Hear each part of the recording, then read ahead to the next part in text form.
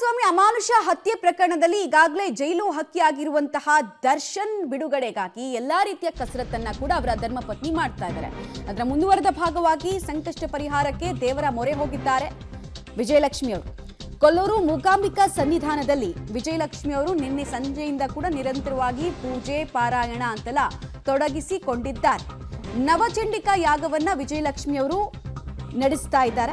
ನವಚಂಡಿಕಾ ಯಾಗದ ಸಂಕಲ್ಪ ಪಾರಾಯಣದಲ್ಲಿ ಭಾಗಿಯಾಗೋದ್ರ ಮೂಲಕ ದೇವರ ಮೊರೆ ಹೋಗಿದ್ದಾರೆ. ದರ್ಶನ್ ಬಂಧ ಮುಕ್ತಿಗಾಗಿ ವಿಜಯಲಕ್ಷ್ಮಿ ಅವರಿಂದ ಹಲವು ರೀತಿಯಾದಂತಹ ಹೋಮ ಹವನಗಳನ್ನ ಇಲ್ಲಿ ನಡೆಸಲಾಗಿದೆ. ಹೋಮದಲ್ಲಿ ಬೆಳ್ಳಂಬೆಳಗ್ಗೆಯೇ ಪಾಲ್ಗೊಂಡಿರೋದನ್ನ ಕೂಡ ನೀವು ಗಮನಿಸ್ತಾ ಇದ್ದೀರಾ. ಆಪ್ತರ ಜೊತೆಗೆ ನಿನ್ನೆ ಸಂಜೆಯಿಂದ ಕೂಡ ಅವರು ಕೊಲ್ಲೂರಿನಲ್ಲಿ ಬೀಡು ಬಿಟ್ಟಿದ್ದಾರೆ ಅಂತ ನಾವು ಹೇಳ್ತಾ ಇದ್ವಿ. ಸಾಮಾನ್ಯವಾಗಿ ಚಂಡಿಕಾ ಯಾಗವನ್ನ ಹರಕೆ ಹಾಗೂ ಸೇವೆ ಎರಡು ರೂಪದಲ್ಲೂ ಕೂಡ ಮಾಡ್ಕೊಂಡು ಬರೋದು ವಾಡಿಕೆ. ಮತ್ತು ಕೊಲ್ಲೂರು ಮೂಕಾಂಬಿಕೆ ದೇವಸ್ಥಾನ ಅಂತ ಅಂದರೆ ಅದು ದಕ್ಷಿಣ ಭಾರತದ ಅತ್ಯಂತ ಪ್ರಸಿದ್ಧ ಕ್ಷೇತ್ರ. ಆದಿಗುರು ಶಂಕರಾಚಾರ್ಯರಿಂದ ಸ್ಥಾಪಿಸಲ್ಪಟ್ಟಂತಹ ಕ್ಷೇತ್ರ ಕೂಡ ಹೌದು. ಮತ್ತು ಈ ದೇವಸ್ಥಾನ ಬಹಳ ಪವರ್ಫುಲ್ ಅಂತ ಹೇಳಲಾಗುತ್ತೆ. ಕಾರಣ ಮಾತು ಮತ್ತು ಅಕ್ಷರಗಳ ದೇವತೆ ವಾಗ್ದೇವತ ಕೊಲ್ಲೂರಿನಲ್ಲಿ ಹೋಗಿ ಪೂಜೆ ಸಲ್ಲಿಸಿದ್ರೆ ಅಂದ್ಕೊಂಡಿದ್ದು ನೆರವೇರುತ್ತೆ ಅನ್ನುವಂತಹ ನಂಬಿಕೆ ಕೂಡ ಇದೆ. ಶತಮಾನಗಳಿಂದ ಈ ನಂಬಿಕೆ ಚಾಲ್ತಿಯಲ್ಲಿದೆ. ಸೊ ಗಮನಿಸ್ತಾ ಇದ್ದೀರಾ, ವಿಜಯಲಕ್ಷ್ಮಿ ಅವರು ಆಪ್ತರ ಜೊತೆಗೂಡಿ ದೇವಸ್ಥಾನದ ಒಳಗೆ ಕಾಣಿಸಿಕೊಂಡ ರೀತಿ ಹೀಗೆ. ಪತಿಯನ್ನ ಬಿಡಿಸ್ಕೊಳ್ಳೋದಕ್ಕೆ ಎಲ್ಲ ಬಗೆಯ ಕಸರತ್ತುಗಳನ್ನು ಮಾಡ್ತಾ ಇದ್ದಾರೆ. ಒಂದು ಕಡೆಗೆ ಮೊನ್ನೆ ಅಷ್ಟೇ DCM DK ಶಿವಕುಮಾರನ್ನ ಭೇಟಿಯಾದರು, ಮಗನ ಶಾಲೆ ವಿಚಾರವಾಗಿ ಭೇಟಿಯಾಗಿದ್ದು ಅಂತ ಹೇಳಿದರು. ರಾಜಕೀಯ ವಲಯದಲ್ಲಿ ಅನೇಕ ಚರ್ಚೆಗಳಿಗೆ ಅದು ಕಾರಣ ಆಗಿತ್ತು.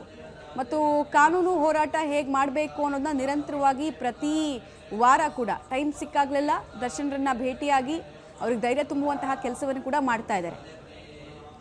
ಮನೋಧೈರ್ಯದ ಜೊತೆಗೆ ದೇವರ ಬಲ ಕೂಡ ಬೇಕಾಗಿರೋದ್ರಿಂದ ದೇವಸ್ಥಾನಕ್ಕೆ ಹೋಗಿದ್ದಾರೆ. ಶಕ್ತಿ ದೇವತೆ ಮೂಕಾಂಬಿಕೆಯ ಸನ್ನಿಧಾನದಲ್ಲಿ ವಿಜಯಲಕ್ಷ್ಮಿ ಅವರು ಬೀಡು ಬಿಟ್ಟಿದ್ದಾರೆ. ಈ ದೇವಸ್ಥಾನಕ್ಕೆ 1200 ವರ್ಷಗಳಿಗೂ ಹೆಚ್ಚು ಇತಿಹಾಸ ಇದೆ. ಮಾತು ಮತ್ತು ಅಕ್ಷರಗಳ ದೇವತೆ ಅಂತಲೇ ಕೊಲ್ಲೂರು ಮೂಕಾಂಬಿಕೆಯನ್ನು ಕರೆಯಲಾಗುತ್ತೆ. ಇನ್ಫ್ಯಾಕ್ಟ್ ಪಾರ್ವತಿ ದೇವಿಗೆ ಅರ್ಪಿತವಾದಂತಹ ಏಕೈಕ ದೇವಾಲಯ ಕೂಡ ಇದು. ಸೊ ನೋಡಬೇಕಾಗತ್ತೆ ಯಾವ ರೀತಿಯಾದಂತಹ ಸಂಕಷ್ಟ ಪರಿಹಾರ ಆಗುತ್ತೆ ಈ ಸೇವೆ ಮುಖಾಂತರ ಅನ್ನೋದನ್ನು ಕಾದು ನೋಡಬೇಕಾಗತ್ತೆ. ಬೆಳಗ್ಗೆಯಿಂದ ಕೂಡ ಹೋಮ ಹವನಗಳು ಅಲ್ಲಿ ಸಾಕ್ತಾ ಇದೆ ನಿರಂತರವಾಗಿ. ಮತ್ತು ಈ ದೇವಸ್ಥಾನಕ್ಕೆ ಇದೇ ಮೊದಲಲ್ಲ ನಟ ನಟಿಯರು ಬರೋದು. ನಾವು ಸಾಕಷ್ಟು ವರ್ಷಗಳಿಂದ ನೋಡ್ಕೊಂಡು ಬಂದಿದ್ದೀವಿ. ರಾಜಕಾರಣಿಗಳಿರ್ಬೋದು, ಚಲನಚಿತ್ರದ ತಾರೆಯರಿರ್ಬೋದು, ಎಲ್ಲರೂ ಬರ್ತಾರೆ. ಕೊಲ್ಲೂರು ಮೂಕಾಂಬಿಕೆಯ ದರ್ಶನವನ್ನು ವಿಜಯಲಕ್ಷ್ಮಿ ದರ್ಶನ್ ಅವರು ಪಡೆದುಕೊಂಡಿದ್ದಾರೆ. ತಾಯಿ ಮೂಕಾಂಬಿಕೆಗೆ ರೇಷ್ಮೆ ಸೀರೆ ಫಲಪುಷ್ಪವನ್ನು ಸಲ್ಲಿಸಿ ಪ್ರಾರ್ಥನೆಯನ್ನು ಮಾಡಿದ್ದಾರೆ. ಗಂಡ ಜೈಲಿನಿಂದ ಬಂಧ ಮುಕ್ತರಾಗಬೇಕು ಅನ್ನುವಂತಹ ಒಂದು ಕೋರಿಕೆ. ಕೊಲ್ಲೂರು ನರಸಿಂಹ ಅಡಿಗ ನೇತೃತ್ವದಲ್ಲಿ ಚಂಡಿಕಾ ಯಾಗವನ್ನು ನಡೆಸಲಾಗಿದೆ, ಪೂಜೆಯನ್ನು ಕೈಗೊಳ್ಳಲಾಗಿದೆ. ಇದೇ ಸಂದರ್ಭದಲ್ಲಿ ದೇವಿಯ ದರ್ಶನವನ್ನು ಕೂಡ ಪಡ್ಕೊಂಡಿದ್ದಾರೆ. ತಾಯಿ ಮೂಕಾಂಬಿಕೆಗೆ ರೇಷ್ಮೆ ಸೀರೆ ಫಲಪುಷ್ಪ ಸಲ್ಲಿಸಿ ಪ್ರಾರ್ಥನೆಯನ್ನು ಕೂಡ ತಮ್ಮದೇ ರೀತಿಯಲ್ಲಿ ಮಾಡಿಕೊಂಡಿದ್ದಾರೆ. ಮತ್ತು ಈ ದೇವಸ್ಥಾನ ಸಾಮಾನ್ಯವಾಗಿ ಇನ್ನೊಂದು ವಿಶೇಷತೆ ಅಂತ ಹೇಳಿದರೆ ಹೆಚ್ಚಿನಾಗಿ ಕೇರಳದ ಭಕ್ತಾದಿಗಳು ಬರ್ತಾರೆ. ಆಮೇಲೆ ವರ್ಷದ 365 ದಿನ ಕೂಡ ದೇವಸ್ಥಾನ ಅತ್ಯಂತ ಬ್ಯುಸಿಯಲ್ಲಿರುತ್ತೆ. ಅಂದರೆ ಸಾಕಷ್ಟು ಸಂಖ್ಯೆಯಲ್ಲಿ ಭಕ್ತಾದಿಗಳು ರಾಜ್ಯ ಮಾತ್ರ ಅಲ್ಲ ವಿವಿಧ ರಾಜ್ಯದಿಂದ ಬರ್ತಾರೆ, ಸೇವೆಯನ್ನು ಸಲ್ಲಿಸ್ತಾರೆ, ಹರಕೆಯನ್ನು ಕಟ್ಟಿಕೊಳ್ತಾರೆ. ಹರಕೆ ರೂಪದಲ್ಲಿ ಸಲ್ಲಿಸಿದಂತಹ ಸೇವೆಯನ್ನು ಸಲ್ಲಿಸೋದಕ್ಕೆ ಮುಂದಾಗಿರ್ತಾರೆ.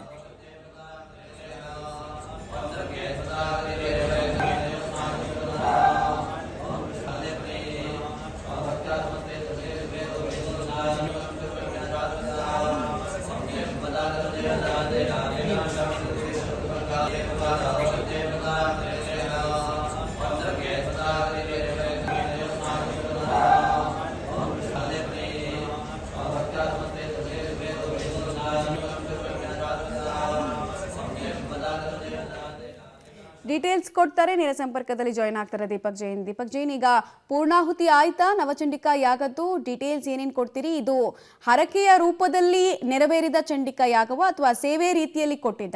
ಏನು ಮಾಹಿತಿ ಇದೆ? ಮಮತಾ, ಕೊಲ್ಲೂರು ಮೂಕಾಂಬಿಕಾ ದೇವಸ್ಥಾನದಲ್ಲಿ 2 ದಿವಸಗಳ ಕಾಲ ಈ ಕಾರ್ಯಕ್ರಮ ನಡೆದಿರುವಂಥದ್ದು. ನಿನ್ನೆ ಚಂಡಿಕಾ ಹೋಮಕ್ಕೆ ಪೂರ್ವ ನಿಗದಿಯಾಗಿರುವ ಹಾಗೆ ಪಾರಾಯಣ ಮತ್ತು ಸಂಕಲ್ಪವನ್ನ ವಿಜಯಲಕ್ಷ್ಮಿ ಅವರೇ ಇದ್ದು ಮಾಡಿರುವಂಥದ್ದು. ಅವರ ಅತ್ಯಾಪ್ತರು ನಿನ್ನೆ ಅದರಲ್ಲಿ ಭಾಗವಹಿಸಿದ್ರು. ಇವತ್ತು ಸುಮಾರು 10 ಜನ ಬಂದು ಚಂಡಿಕಾ ಹೋಮದಲ್ಲಿ ಭಾಗಿಯಾಗಿರುವಂಥದ್ದು. ಕೊಲ್ಲೂರು ಮೂಕಾಂಬಿಕಾ ದೇವರ ದರ್ಶನವನ್ನು ಮಾಡಿದ ನಂತರ ಸುಮಾರು 15 ನಿಮಿಷಗಳ ಕಾಲ ವಿಶೇಷವಾದ ಅರ್ಚನೆ ಪೂಜೆಯನ್ನು ನೆರವೇರಿಸಿದ್ದಾರೆ. ಆ ನಂತರ 2 ಗಂಟೆಗಳ ಕಾಲ ಪೂರ್ಣಾಹುತಿಯಲ್ಲಿ ಕೂಡ ಈಗ ಭಾಗಿಯಾಗಿ ವಿಜಯಲಕ್ಷ್ಮಿ ಅವರು ದೇವಸ್ಥಾನದ ಒಳಗೆ ತೆರಳಿದ್ದಾರೆ. ನಾವು ನೋಡಬಹುದು ವಿಶೇಷವಾದ ಪೂಜೆಯನ್ನು ನೆರವೇರಿಸುವಂತಹ ಸಂದರ್ಭ. ಹಾಗಾಗಿ ಭಕ್ತರೆಲ್ಲರೂ ಕೂಡ ಸರತಿ ಸಾಲಿನಲ್ಲಿ ನಿಂತಿರುವಂಥದ್ದು. ಚಂಡಿಕಾ ಹೋಮ ಕೊಟ್ಟವರಿಗೆ ವಿಶೇಷವಾದ ಪ್ರಸಾದವನ್ನು ಕೊಡಲಾಗ್ತದೆ. ಹಾಗಾಗಿ ವಿಜಯಲಕ್ಷ್ಮಿ ಅವರನ್ನ ನರಸಿಂಹ ಅಡಿಗ ಮತ್ತು ಸುಬ್ರಹ್ಮಣ್ಯ ಅಡಿಗ ಅವರು ದೇವಸ್ಥಾನದ ಒಳಗೆ ಕರೆದುಕೊಂಡು ಹೋಗಿದ್ದಾರೆ. ಪೂರ್ಣಾಹುತಿ ಆದ ನಂತರ ವಿಶೇಷವಾದ ಪ್ರಸಾದವನ್ನು ಮೂಕಾಂಬಿಕಾ ದೇವಿಯ ಸಮ್ಮುಖದಲ್ಲೇ ಕೊಡುವಂಥದ್ದು. ಹಾಗಾಗಿ ಇಷ್ಟಾರ್ಥ ಸಿದ್ಧಿಗಾಗಿ ಮತ್ತು ಸಾಕಷ್ಟು ಸಂಕಷ್ಟಗಳನ್ನು ಈ ಕುಟುಂಬ ಅನುಭವಿಸ್ತಾ ಇರುವಂಥದ್ದು. ಹಾಗಾಗಿ ಪ್ರಾರ್ಥನೆಯ ಸಂದರ್ಭದಲ್ಲಿ ದೇವಿಯ ಮುಂದೆ ಮತ್ತು ಸಂಕಲ್ಪ ಮಾಡುವಂಥ ಸಂದರ್ಭದಲ್ಲಿ ಮತ್ತು ಪೂರ್ಣಾಹುತಿಯ ಸಂದರ್ಭದಲ್ಲಿ ದೇವಿಯನ್ನ ಇದೇ ವಿಚಾರವಾಗಿ ಏನು ಕಾನೂನಿನ ಸಂಕೋಲೆಗಳಿಂದ ದರ್ಶನ್ ಹೊರಗೆ ಬರಲಿ ಮತ್ತು ಮಾನಸಿಕ ನೆಮ್ಮದಿಯನ್ನು ಕಳೆದ 1-1.5 ತಿಂಗಳಿಂದ ಈ ಕುಟುಂಬ ಕಳೆದುಕೊಂಡಿದೆ. ಹಾಗಾಗಿ ಆ ನೆಮ್ಮದಿ ಮತ್ತೆ ಬರುವಂತೆ ದೇವಿಯ ಮುಂದೆ ಪ್ರಾರ್ಥನೆಯನ್ನ ಮಾಡಿರುವಂಥದ್ದು. ರೇಷ್ಮೆಯ ಸೀರೆಯನ್ನ ದೇವಿಗೂ ಕೂಡ ಅರ್ಪಣೆ ಮಾಡಿದ್ದಾರೆ. ಆ ನಂತರ ಚಂಡಿಕಾ ಹೋಮಕ್ಕೂ ಕೂಡ ಇದನ್ನ ಅರ್ಪಣೆ ಮಾಡಿರುವಂಥದ್ದು. ಸುಮಾರು 2.25 ಗಂಟೆಗಳ ಕಾಲ ನಡೆದಂತಹ ಈ ಚಂಡಿಕಾ ಹೋಮ ಈಗ ಸಂಪೂರ್ಣಗೊಂಡಿದೆ. ಪೂರ್ಣಾಹುತಿಯನ್ನ ಸ್ವತಃ ಕುಟುಂಬವೇ ಮುಂದೆ ನಿಂತು ಮಾಡಿರುವಂಥದ್ದು. ನಂತರ ಆ ದೇವಿಯ ದರ್ಶನಕ್ಕೆ ವಿಜಯಲಕ್ಷ್ಮಿ ಅವರು ತೆರಳಿದ್ದಾರೆ. 2 ದಿವಸಗಳ ಕಾಲ ಕ್ಷೇತ್ರದಲ್ಲೇ ಇದ್ದು ಆರಂಭದಲ್ಲಿ ಸಂಕಲ್ಪದಿಂದ ಹಿಡಿದು ಪೂರ್ಣಾಹುತಿಯವರೆಗೆ ಅಲ್ಲೇ ಇದ್ದು ದೇವರ ಮುಂದೆ ಪ್ರಾರ್ಥನೆ ಪೂಜೆಯನ್ನು ನೆರವೇರಿಸಿರುವಂಥದ್ದು. ಅದು ಕೂಡ ದಕ್ಷಿಣ ಭಾರತದ ಶಕ್ತಿಪೀಠದಲ್ಲಿ ಚಂಡಿಕಾ ಹೋಮವನ್ನು ಮಾಡಿದರೆ, ಒಂದು ಯಾವುದಾದ್ರೂ ಹರಕೆಯನ್ನು ಹೇಳಿದರೆ ಮತ್ತು ಯಾವುದಾದ್ರೂ ಮನಸ್ಸಿನ ಅಭಿಲಾಷೆಗಳನ್ನು ದೇವಿಯ ಮುಂದೆ ಸಂಕಲ್ಪ ಮಾಡಿಕೊಂಡು ಅದಕ್ಕೋಸ್ಕರ ಚಂಡಿಕಾ ಹೋಮವನ್ನು ಮಾಡುವಂಥದ್ದು. ಈ ಥರದ 2 ಪ್ರಕ್ರಿಯೆಗಳಿದೆ. ಆದರೆ ಇದು ಹಿಂದೆ ಹೇಳಿಕೊಂಡಂತಹ ಹರಕೆ ಅಲ್ಲ. ಈ ಥರದ ಸಮಸ್ಯೆಗಳು ಆದಂತಹ ಸಂದರ್ಭದಲ್ಲಿ ಮನಸ್ಸಿನಲ್ಲಿ ಅಂದುಕೊಂಡದ್ದು ಕೊಲ್ಲೂರಿನಲ್ಲಿ ಒಂದು ಚಂಡಿಕಾ ಹೋಮ ಕೊಡಬೇಕು ಅನ್ನುವಂಥದ್ದು. ಹಾಗಾಗಿ ನರಸಿಂಹ ಅಡಿಗ ಮತ್ತು ಸುಬ್ರಹ್ಮಣ್ಯ ಅಡಿಗ ಅವರನ್ನ ಸಂಪರ್ಕ ಮಾಡಿದ ನಂತರ ಅವರ ಸೂಚನೆಯ ಮೇರೆಗೆ ಒಂದು ಚಂಡಿಕಾ ಹೋಮವನ್ನು ನೆರವೇರಿಸಿರುವಂಥದ್ದು. ಮಮತಾ, ಓಕೆ, ಇದು 2 ದಿನಕ್ಕೆ ಮಾತ್ರ ಸೀಮಿತವಾಗುತ್ತಾ ಹಾಗಾದ್ರೆ ದೀಪಕ್? ಅಥವಾ ವ್ರತನಿಷ್ಠರಾಗಿ ಉಳಿತೀನಿ, ಮುಂದೆ ಕೂಡ ವ್ರತವನ್ನ ಕಾಯ್ದುಕೊಳ್ತೀನಿ ಅಂತ ಏನಾದರೂ ಹೇಳಿದಾರಂತ? ಅದ್ರ ಬಗ್ಗೆ ಏನು ಮಾಹಿತಿ ಇದೆ? ಮತ್ತು ಈ ಚಂಡಿಕಾ ಯಾಗದ ವಿಶೇಷತೆ ಏನು ಅಂತ, ಸಾಮಾನ್ಯವಾಗಿ ಯಾವ್ಯಾವ ಸಂದರ್ಭದಲ್ಲಿ ಚಂಡಿಕಾ ಯಾಗವನ್ನು ನಡೆಸಲಾಗತ್ತೆ ದೇವಸ್ಥಾನದ ಆವರಣದಲ್ಲಿ?